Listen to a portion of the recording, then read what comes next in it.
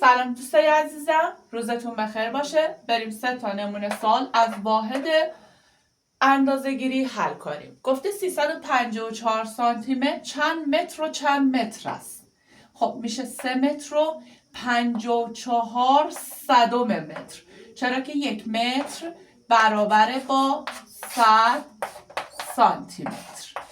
خب سوال بعدی گفته که 25 میلیمتر جا خالی سانتی متر و جا خالی سانتی متره. خب دوش که توی سانتی متره و جا خالی سانتی متر است. ما میدونیم که 1 سانتی متر برابر با 10 میلیمتر، پس میشه 5/10 سانتی متر. گفته 2854 متر چند کیلومتر و چند کیلومتر. خب 1 کیلومتر برابر با 1000 متر، دوش میره توی کیلومتر.